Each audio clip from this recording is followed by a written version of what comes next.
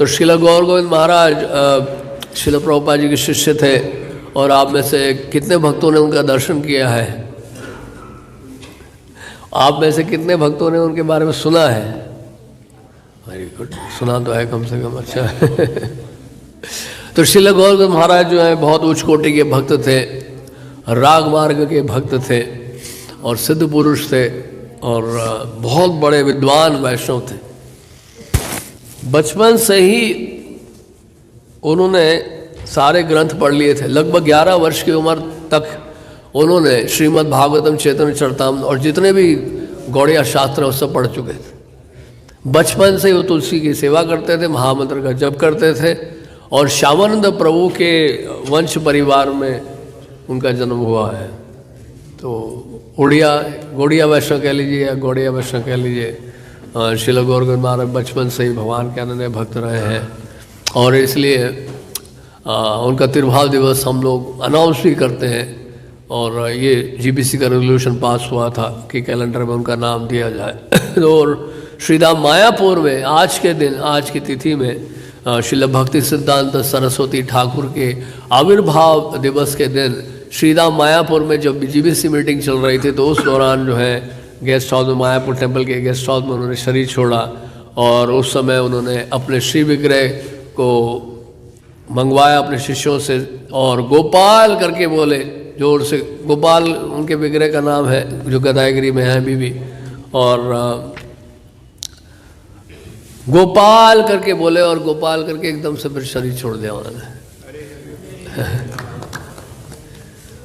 और तो बहुत ही अद्भुत व्यक्ति थे और सिद्ध पुरुष थे, उनकी सिद्धियां थी, और उन्होंने प्रकट किया अपनी सिद्धियों को कई स्थानों में। बिल्कुल वैसे ही जो चैतन्य महाप्रभु जब निमाई के रूप में थे, वो पढ़ा नहीं पा रहे थे। गंगादास पंडित ने भी कहा था चैतन्य महाप्रभु को, निमाई देखो ऐसा है, जगन्नाथ मिश्र भी बहुत बड़े भक्त हैं, बहुत बड़े विद्वान हैं, और मैं भी पढ़ाता हूँ और हम भी भक्ति करते हैं, लेकिन तुम क्या है केवल भक्ति की ही चर्चा करते हो। ये विद्यार्थी तुम्हारे पास आते हैं संस्कृत पढ़ने, न्याय शास्त्र पढ़ने, व्याकरण पढ़ने के लिए, लेकिन तुम सब ना सिखाकर तुम हमेशा कृष्ण की चर्चा शुरू कर देते हो। ये बात सही है, अच्छा है जो तुम कह रहे हो, गलत नहीं है, लेकिन उस समय जो आवश्यक है वो तो पढ़ाना होगा ना। उन्होंने कहा गुरुदेव मैं प्रयास करता हूँ फिर से, और निमाई फिर से पढ़ाने लगे, तो फिर से वो भावावेश में आगे पढ़ाते पढ़ाते और बोलने लगे कि the root cause of all causes is supreme Lord Shri Krishna. धातु के बारे में जब वर्णन करते संस्कृत में, वो अब या धातु के बारे में चर्चा करते संस्कृत व्याकरण सिखाते हुए, तो बोलते कि धातु जो मूल धातु है वो तो कृष्ण ही है। वो सभी कारणों के कारण है। और निकट में रत्न गर्भ आचार्य भागवत के श्लोकों का उच्चारण कर रहे थे, और तत्कालिक क्या हुआ, निमाई के शरीर में भावावेश प्रकट होने लगा, सारे लक्षण प्रकट होने लगे प्रेम के, और रोमांच कंपा और बहुत सारे भाव के लक्षण दिखाई पड़े। और निमाई ने कह दिया कि बस अब मैं आप लोगों को नहीं पढ़ा पाऊंगा, क्षमा करिए मुझे, आज से स्कूल बंद, आप सब अपने घर जाओ, छुट्टी हो गई, नहीं घंटी बज चुकी है। विद्यार्थियों ने कहा ऐसा हो ही नहीं सकता, आप जहां जाएंगे वहीं हम जाएंगे। अगर आप हमें विद्यार्थी के रूप में स्वीकार नहीं करना चाह रहे हैं, तो हम किसी और को शिक्षक के रूप में स्वीकार नहीं कर सकते हैं। ओके, हम आपके साथ चलेंगे, आप जहां जाएंगे हम वहीं जाएंगे। कहा ठीक है, आओ संकीर्तन करो, फिर हम सिखाते हैं आपको, गंगा जी के तट पे चलो। इस तरह से कीर्तन किया जाता है। तो संकीर्तन इस तरह से प्रारंभ हुआ था। चैतन्य महाप्रभु ने पहली बार उन विद्यार्थियों के साथ संकीर्तन शुरू किया था। तो इसी तरह श्रील गौर गोविंद महाराज के साथ भी हुआ। मैं कहना चाहा, तो श्रील गौर गोविंद महाराज स्कूल के प्रिंसिपल थे, हेडमास्टर थे, और वैसे बहुत काफ़ी पढ़े लिखे थे मटेरियली भी, और पढ़ाया करते थे। पढ़ाते पढ़ाते वो कृष्ण की ही चर्चा करते थे स्कूल में। तो उनको भी ऐसे लगा कि अब मैं और पढ़ा नहीं पाऊंगा, क्योंकि वो जब मुंह खोलते थे तो बस कृष्ण के बारे में कृष्ण कथा ही निकलती थी उनके मुख से। क्योंकि एक बार कृष्ण भक्ति का जिसको आनंद मिल गया, वो कभी भौतिक जड़ विद्या की तरफ देखेगा भी नहीं, पलट के भी नहीं देखेगा।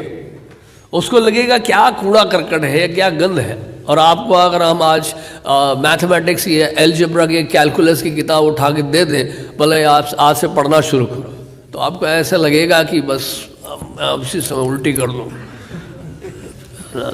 नहीं लगता? आप लोगों का लगता है कि नहीं लगता? नहीं लगना चाहिए। जड़ विद्या मायाहार भय वो, ठाकुर भक्ति ने लिखा है। तो इस तरह से जो है श्रील गौरगोविंद महाराज बहुत ही बहुत उच्च कोटि के महाभागवत पुरुष थे और उनकी जीवन गाथा बड़ी अद्वितीय है। पहली बार श्रील प्रभुपाद जी से मिलने आए और युवावस्था में तो नहीं निकले थे घर से, और उन्होंने वास्तव में अपने घर परिवार को त्याग दिया और वानप्रस्थ आश्रम की तरफ बढ़े और लगभग 50 वर्ष के होंगे, शायद 48 या 50 वर्ष के बीच के होंगे जब वो निकल गए थे घर से और पूरे भारतवर्ष की यात्रा में गए थे। और उनको एक तलाश थी एक सदगुरु की, प्रमाणिक गुरु की। अभी तक उनको गुरु नहीं मिले थे, हालांकि बचपन से वो भक्त थे, लेकिन अभी तक उन्होंने गुरु स्वीकार नहीं किया था किसी को, इसलिए क्योंकि उनको लगा कि कोई गुरु नहीं मिल रहा उनको। हार्ट टू हार्ट रिलेशन भी होना चाहिए ना, ऐसी औपचारिकता के लिए दीक्षा ले लें बाद में पछताएं फिर क्या फायदा। तो इसलिए क्या है कि प्रेरित नहीं हो रहे थे किसी वैष्णव को देखकर वो। तो पूरे भारतवर्ष में यात्रा करने लगे वो, और जब पहुंचे श्रीधाम वृंदावन तो वहाँ एक बोर्ड लगा था, international society for Krishna consciousness. मंदिर तो कोई बड़ा नहीं था वहाँ, तो उस समय समझ लीजिए मंदिर बना ही होगा, सब कंस्ट्रक्शन हुआ था, पता नहीं क्या फेस था उस समय। तो प्रभुपाद से मिलने आए तो प्रभुपाद ने पहली बार मिलते ही उनसे ये पूछा। प्रभुपाद समझ गए, को पहचान गए उनको कि ये भक्त है बचपन से ही। तो प्रभुपाद ने पूछा, हैव यू टेकन संन्यास? First question. कभी होता है कभी हमारे गुरुदेव से हम मिले हों और पहला प्रश्न ये पूछे आपसे, तो महाराज से पूछा, हैव यू टेकन संन्यास? बोले yes, I have not taken संन्यास स्वामी जी। तो मैं कहा, आई विल गिव यू संन्यास। और लगभग 1 वर्ष बाद प्रभुपाद ने उनको संन्यास देना चाहा, तो कई उनके जो और शिष्य थे वो विरोध कर रहे थे। उन्होंने कहा कि Prabhupada, how this is possible, he just got initiated last year, it's too early for him to take sannyas. तो प्रभुपाद ने कहा, you are new, he is devotee right from birth. तो इस तरह से प्रभुपाद हैं जन्म से समझ गए थे भक्त हैं ये, नहीं तो इस तरह से श्रील गौरगोविंद महाराज को संन्यास मिला था। और प्रभुपाद ने संन्यास देने के उपरांत को क्या बोला, भुवनेश्वर में हमें ज़मीन मिल रही है, अब आपको वहाँ जाना होगा, आपको वहाँ टेम्पल बनाना होगा। तो उन्होंने कहा कि प्रभुपाद ठीक है, मैं जाने के लिए तैयार हूँ, लेकिन मुझे कुछ भक्त मिल जाए, कुछ लक्ष्मी मिल जाए, कुछ किताबें मिल जाए। आज के समय में तो बिना सुविधा के तो कोई ना मंदिर ज्वाइन करेगा और ना कोई प्रचार करेगा। हमारा प्रचार आज के समय सुविधा के ऊपर आधारित हो गया है। ये बहुत बड़ी विडंबना है, बहुत बड़ा दुख है ये। लेकिन उस समय प्रभुपाद जी के समय में ऐसी परिस्थिति थी कि सुविधाएं थी नहीं। अरे मंदिर ही नहीं है तो सुविधा कहाँ से आएगी? ज़मीन है, जंगल है, वो हाईवे में था, वो मंदिर अभी भी हाईवे में है, और वो हाईवे में वो एरिया पूरा जंगल था, नहीं, और जंगल के बीचों बीच जाना और वहाँ पे मंदिर बनाना, इट्स लाइक अनइमेजिनेबल। कैसे संभव हो सकता है? और प्रभुपाद उनको बोला कि आपको कुछ नहीं मिलेगा, you will not gate books, you will not gate devotees, you will not get money. मैं गया था अमेरिका अकेले, तुम भी अकेले जाओ। मेरे पास भी कुछ नहीं था, तुम्हारे पास भी कुछ नहीं होना चाहिए। प्रभुपाद जी के इंस्ट्रक्शन बहुत हेवी हुआ करते थे। कई बार आप कल्पना नहीं कर सकते कि प्रभुपाद बुला के क्या बोलने वाले हैं आपसे। और बोलेंगे प्रभुपाद बड़े आराम से, आप भुवनेश्वर जाओ, आप मंदिर बनाना है आपने। जैसे वहाँ बहुत सारे लोग स्वागत करने के लिए खड़े हैं। कोई नहीं खड़ा वहाँ पे। और वहाँ जाके टी स्टॉल के पास महाराज ने वहाँ पे स्थान देखा कि जंगल ही जंगल है, यहाँ पे क्या करें समझ में नहीं आ रहा था। महाराज चले गए फिर, और उसके बाद भुवनेश्वर में घर घर जाके, ऑफिस टू ऑफिस जाके वो धन इकट्ठा करने लगे। पानी का कनेक्शन लिया, बिजली का कनेक्शन लिया, धीरे धीरे डोनेशन इकट्ठा किया, और उसके बाद उन्होंने अपने लिए तो बनाया कुटिया, और साथ में श्रील प्रभुपाद जी के लिए भी एक भजन कुटीर बनाई अपने हाथों से। बहुत सुंदर एक हट बनाया। अभी कुछ असुर राक्षस लोग जो है उसको ही उड़ा दिए हैं हाईवे के, सड़क के चक्कर बनाने में। पता नहीं क्या हो रहा है आजकल, कलयुग है ये सब। तो लेकिन गौरगोविंद महाराज, श्रील गौरगोविंद महाराज बहुत घोर तपस्या की वहाँ पर, और जंगल में रहकर।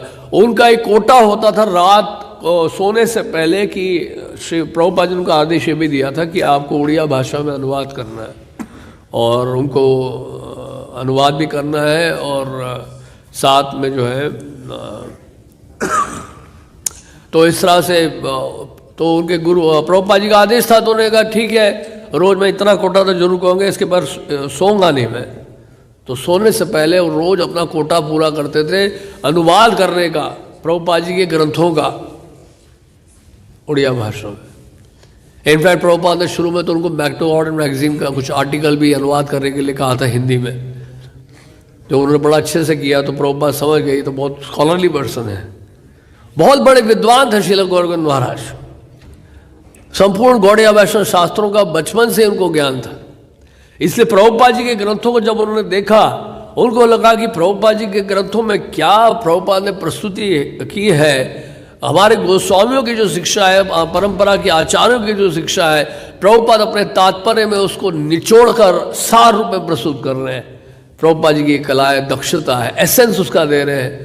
और वो कहते थे वो कि प्रभुपाद जी के ग्रंथ कैसे हैं, प्रभुपाद जी के ग्रंथ जो है वो समुद्र के समान है, ऊपर से तो मछलियाँ दिखती है, भीतर जाएंगे तो जेम्स मिलेंगे और रूबीज मिलेंगे और एमराल्ड्स मिलेगा और आपको बहुत सारे पर्ल्स मिलेंगे। तो प्रभुपाद जी के ग्रंथ ऊपर से बड़े सिंपल से लगते हैं, लेकिन प्रभुपाद जी की किताबों में जब गहराई में जाएंगे तो प्रभुपाद जी की बुक सारा रिवील करेंगे आपको। उस दिन बता रहे थे हिजोल राधा गोविंद महाराज ने बताया कि भागवत ऐसे ही है, Shrimad Bhagavatam, it is just like the Holi names of the Lord. जैसे महामंत्र जो है जब करते हैं शुरू में साउंड वाइब्रेशन सुनते हैं, फिर रूप भगवान का प्रकट होता है, फिर गुण, फिर भगवान की लीलाएं, ये सीक्वेंस है। श्रील जी गोस्वामी ने भक्ति संदर्भ में लिखा है। तो ये सीक्वेंस में ये सारा मैनिफेस्ट होता है, धीरे धीरे रिवील होता है। और इसी तरह से श्रीमद् भागवत भी रिवील करेगा अपने आप। श्रीमद् भागवत के श्लोकों में आप भगवान के नामों को देखेंगे, भगवान के रूप को देखेंगे, भगवान के गुणों को देखेंगे और भगवान की लीलाएं प्रकट होंगी श्रीमद् भागवत का श्लोक उच्चारण करने से। तो श्रीमद् भागवतम का जो श्लोक है या उसके जो श्लोक है, it is not different from महामंत्र हरे कृष्ण कृष्ण कृष्ण हरे हरे, हरे राम राम राम हरे हरे। इसलिए बोलते हैं नित्यम भागवत सेवया। तो ये ग्रंथ ऑर्डिनरी बुक्स नहीं है। हम सोचे कि ऐसे ही पढ़ रहे हैं, चलो नॉवल पढ़ते थे अब ये पढ़ लिया। नो, ये ट्रांसेंडेंटल बुक्स है, स्पिरिचुअल सब्जेक्ट मैटर है। और इसी तरह श्रीमद् भागवतम और जितने डिवोशनल स्क्रिप्चर्स हैं वो अपने आप को सब रिवील करते हैं। हाँ, भक्त्या बाबा भी जानाति, जैसे भगवान गीता में भक्ति मुझे जानता है। तो भक्ति के द्वारा इन ग्रंथों को समझा जा सकता है। ज्ञान के स्तर पर जो है, कर्म के स्तर पर आप भक्ति ग्रंथों को, भक्ति शास्त्रों को नहीं समझ सकते। तो इस तरह से श्रील गौर गोविंद महाराज का अद्भुत जीवन है। उनके बारे में कहने लगे तो वही अपने आप में एक प्रवचन हो जाएगा, क्योंकि आज श्रील भक्ति सिद्धांत ठाकुर का आविर्भाव दिवस है, तो उनके बारे में हम सोच रहे हैं विस्तार से बताएं। तो एक दो घटना मैं बता देता हूँ। एक बार की घटना है कि एक बार एक वृद्ध औरत आई थी महाराज से मिलने के लिए भुवनेश्वर में। महाराज ने पूछा कहाँ से आई हो, तो बताया कि गाँव से आई हूँ। तो उन्होंने देखकर महाराज को बोला कि आप जो कर सकते हैं कोई नहीं कर सकता है। तो इस तरह से कुछ बोल के गई हो। फिर महाराज ने पता लगाया ये औरत कौन थी जो मेरे पास आई। तो महाराज ने उनको बोला कि मुझे आशीर्वाद दीजिए कि मैं लगा रहा हूँ सेवा में। और उसके बाद वो चली गई। और चले गए तो गांव में ढूंढने के लिए कहा शिष्यों को। शिष्य ढूंढने लगे, नहीं मिली। उन्होंने कहा गुरुदेव वो तो नहीं मिली, पता नहीं कहाँ गई। तो श्रील गौर गोविंद महाराज कहते हैं ये साक्षात माया देवी थी जो मेरे पास आई थी। और एक घटना और है जिसमें श्रील गौर गोविंद महाराज बताते हैं, ये आत्माराम प्रभु आते हैं, आपने देखा होगा आत्माराम प्रभु जो संन्यास लेने वाले हैं, उनकी जो सगी बहन है वो जब शरीर छोड़ दी थी तो उनके शरीर के आसपास जो है गाय घूम रही थी। वो गाय से बहुत आसक्त थी, गाय की बहुत सेवा करती थी। और गाय से आसक्त होने के कारण क्या हुआ, श्रील गौर गोविंद महाराज ने बताया उनके जाने के बाद श्रील गौर गोविंद महाराज के प्रेजेंस में ये उन्होंने शरीर छोड़ा था उनकी बहन ने। वो कहा कि वो स्वर्गलोक गई हैं। और श्रील गौर गोविंद महाराज ने कहा कि मैं मिलने गया था उससे, लेकिन मुझे पहचान नहीं पाए। वहाँ पे सुरभि गाय बनी है वो। अगले जन्म में वैष्णव परिवार में जन्म लेगी, 200 सालों के लिए स्वर्गलोक में रहेंगी और अगले जन्म होगा एक वैष्णव परिवार में, और उसके बाद वो भगवान के धाम में जाएगी। श्रील गोरखनाथ महाराज कहते हैं मैं स्वर्गलोक गया हूँ, मुझे पहचान नहीं पा। कहाँ बोल रहे महाराज? यहाँ बोल रहे हैं जब थे। इस तरह से बहुत सारी बातें हैं। और एक दूध की घटना है जिसमें एक गृहस्थ भक्त आए थे श्रील गोरखनाथ महाराज से कहने के लिए कि महाराज हम देखते हैं आप रात को दूध पीकर सोते हैं, हम तो गृहस्थ भक्त हैं, हमें तो दूध पीने को नहीं मिलता। मतलब एक तरह से दोषारोपण कर रहा था वो, जो कि ऑफेंस था। श्रील गोरखनाथ महाराज जानते क्या हुआ? उसके बाद जीवन भर उन्होंने कभी दूध नहीं पिया। उन्होंने कहा कि गृहस्थ भक्त को दूध नहीं मिल रहा और मैं सन्यासी होकर दूध पी रहा हूँ। इस तरह का उनको लगा, एक अपने आप को मतलब पश्चाताप जैसा करने लगे और कहा कि आज के बाद मैं कभी दूध नहीं पिया। तो ये उनका स्टैंडर्ड था और उनके कठोर नियम थे। सूर्यास्त के बाद कभी वो प्रसाद नहीं लेते थे, इसलिए दोपहर में प्रसाद लेके रात को एक गिलास गर्म दूध पीते थे, उनका ही नियम था। लेकिन सूर्यास्त के बाद कभी अन्न नहीं खाते थे, ये उनका डिसिप्लिन। हमने तो 2 बार दर्शन किए, एक बार पंजाबी बाग में एक दिन रात को रुके थे जब पंजाबी बाग में था मैं 93 में, और दूसरा जो है मैं मायापुर में हमने दर्शन किया था। तो जब भी महाराज आते थे प्रवचन देने के लिए उनके पास इतनी सारी बुक्स होती थी, महाराज इतनी सारी किताबों को ग्रंथों को लेकर आएंगे, टेबल पर रखेंगे और एक एक प्रवचन में कम से कम 50 श्लोक कोट करेंगे। ऐसा श्लोक कोट करेंगे लेफ्ट एंड राइट, बाप रे बाप, इतना थोरो उन्होंने स्टडी किया हुआ था गौड़िया वैष्णव लिटरेचर्स को। और ऐसे लेक्चर जो सुनते तो ऐसा लगता है कि हमने तो कभी किताब कोई पढ़ी नहीं। तो बहुत प्रेरणा मिलती है उनके जीवन से। आज उनका तिरुभाव दिवस श्रीधाम मायापुर हमने जैसे बताया, आज के दिन शरीर छोड़ा। तो आज हम महाराज से प्रार्थना करें हमारे हृदय में भी गुरु के प्रति निष्ठा सेवा भाव जागृत हो। जिस तरह से उन्होंने जीवन दिया और प्रभुपाद के कहने पर उन्हें भुवनेश्वर में बहुत सुंदर मंदिर बनवाया कृष्ण बलराम का, एक मंदिर खड़ा कर दिया उन्हें हाँ, और उड़िया भाषा में ग्रंथों का अनुवाद किया और उड़ीसा के जीबीसी भी दे 3 इंस्ट्रक्शन थे उनको। और बाद में प्रभुपाद ने उनको कहा एक दिन भुवनेश्वर में कि आप दीक्षा देना शुरू करो। तो उन्होंने कहा कि प्रभुपाद मैं तो इस योग्य नहीं हूँ, आपके होते मैं कैसे दीक्षा दे सकता हूँ और मैं तो इसकी योग्य नहीं हूँ। प्रभुपाद ने कहा फिर ये मंदिर कैसे चलाओगे आप, आपको शिष्य बनाना होगा।